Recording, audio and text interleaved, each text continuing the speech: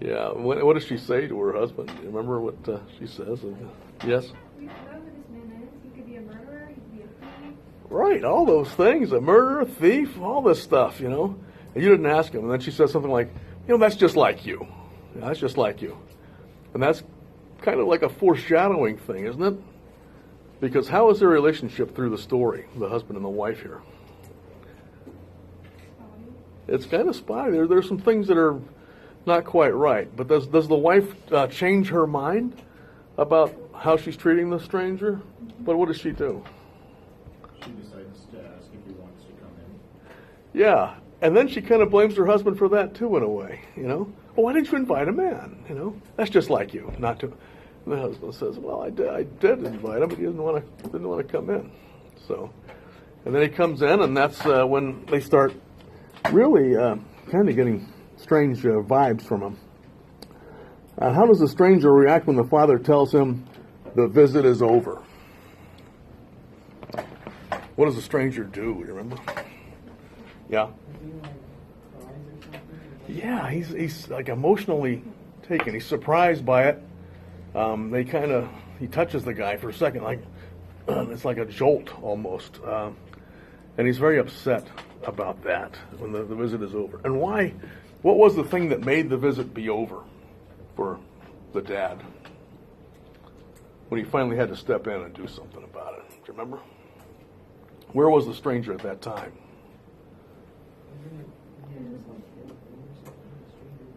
In his old room, but who else was there also?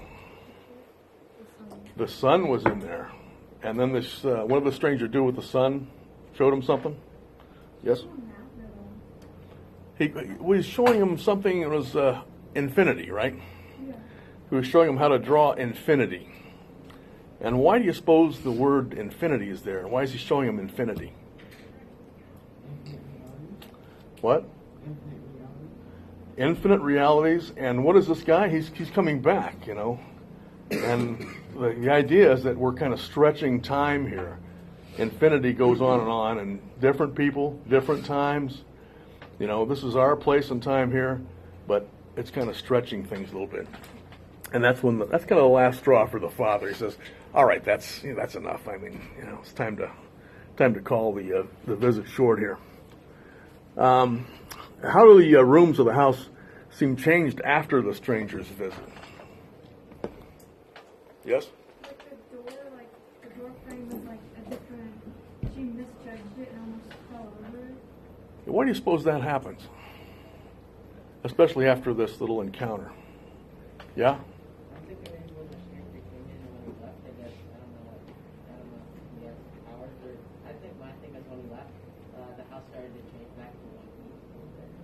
It might, there's a kind of this almost organic thing that happens to the house. I think maybe like the parents and the family were just like a little bit flustered about like what happened, and now they're just like trying to decompress, but just like what happened. Yeah.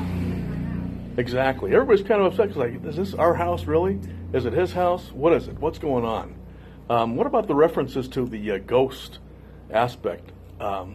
Is he a ghost, do you think? Could he possibly be a ghost? Yeah. The mom was like, is your mom dead? And he was like, yeah, they've been dead for a long time. Wasn't that interesting the way he phrased that? And let's take a look at that. The mother said, as if she said something mildly preposterous. "I'm sorry," the mother said. "Please don't be," the stranger said. "We've all been dead. They've all been dead a long time." Isn't that a strange way to put that, Another reference to the ghostly aspect on page 74. Nothing but his reflection bobbed in the glass, ghostly and insubstantial. He groped against the walls. Okay? There's this whole thing of ghost things going on. And also, toward the end, when he looks at the wallpaper, the house seems to change. Everything gets a little drabber, doesn't it? It's a little more drab. The colors kind of drain out of things.